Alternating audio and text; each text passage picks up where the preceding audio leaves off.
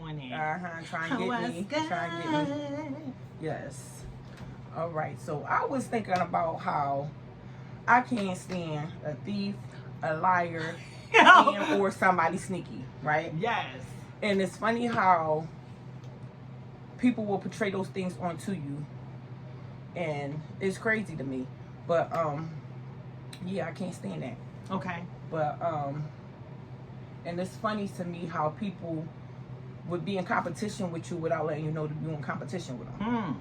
So envy is an ugly trait. Like it's an ugly thing. Jealousy. It's just like, especially when you have not done something to somebody, but you know, I think that's more so people are afraid of your light. It draws them in, and at the same time it makes them hate on you.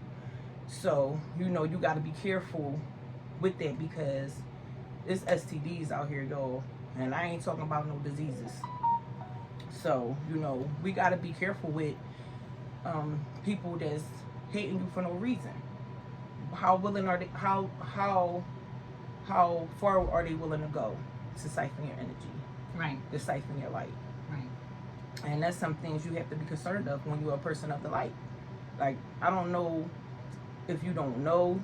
Well, if you don't know, then you're probably not. Because people of the light usually know the light that they hold. They might not be always tapped into their energy or their powers, so I call it. But you have that. You have some type of idea that you're different. Yeah. You're carrying it different. Right. You're having a different experience than the people around you in the same spaces. Right. And they love to use your energy. So even if they don't like you and they are jealous of you, they will always invite you around or always like to be around you. So that's why I always tell people that I don't go around people I know don't like me. Right. I don't be around people I know don't like me. I'm good. So, yeah, but them STDs. Okay, so we're talking about sexually transmitted entities. Yes. Well, you know, while we can talk about that, because I think that's really important when we start talking about giving away our sacral energy, which is really powerful. It's like the seed of our creativity, and people really try to deplete you of that. And like you said, siphon your energy. You know, when I tell people I'm a demon slayer, right? And I'm like, and I tell them when I could see them, I'm like, oh, I really see you now. I can see you. I can see your entity attachment. I can see your entity. Right. As a matter of fact, I'm very familiar with this entity. Right. It's just on you right now. And one of the, and so when people trying to siphon your light, siphon your energy, and in a lot of ways, people don't know what that actually looks like.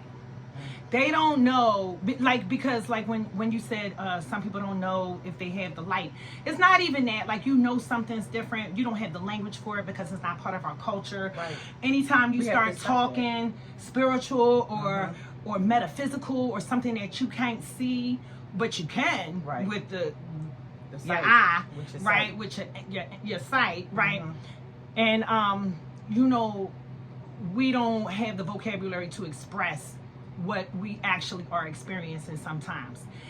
But one of the things that you notice is that these people who are what we were talking about last week, these vampires that come vamping energies, a lot of times, you know, because you know, like the deadly sins, and these entities attach through these means, through you letting your guard down, by being envious, by being jealous, by being greedy, by being all of these super lustful, not just having lust, but you're going over, you're overindulging in these things that can take over your mind, your body, your spirit.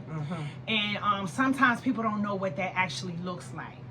And I'm gonna just go ahead and give an example of somebody who may have a lustful demon on them. Somebody who is hyper sexual, everything is around sex. They're porned out. They watch any kind of porn. They get into these wild open relationships. They think it's normal. They think it's okay. And they're lacking the spiritual aspect of the connection. It's just physical for them. So you already know that they're not based in spirituality, that this is the demon. This is when the entity comes in. The entity comes in through that spiritual window that you have closed because you're overindulging and that energy and the 3D, that you're not even concerned with the 5D aspect of it. And they're like, oh, that's cool, we got you covered. Because when you go ahead and get that energy right there, we know how to feed you. We're going to do this. This spiritual entity wants to siphon that energy for you because you don't know there's a spiritual connection there. Mm-hmm. And they're going to feed you with that lustful exchange your desire. You're going to more easily magnetize these things that you want in this lustful space. Mm-hmm. Your entity is going to make sure of it because you're going to feed it and it's going to feed you, right? And so these are the things. And what do people do with your energy? Like I said, so you have a light. And so people take this energy and they wear it. You ever, ladies, you know, guys will tell you. And some guys act like they don't know. Mm-hmm. But they know when you come into their life, boom, and y'all having sex regularly. And now they're winning. They're winning when they're losing. They can feel themselves winning. They feel like a king. They feel like you're feeding, you know, this is an energetic exchange. Right. And they're going to magnetize with that. Mm-hmm. You know? Right. So I'm going to let you, because I'll get back into that in a minute. Yeah, and that's another thing. You notice how somebody, like you was just saying, like it magnetized. You know how you could have known somebody, oh, mommy probably need a space.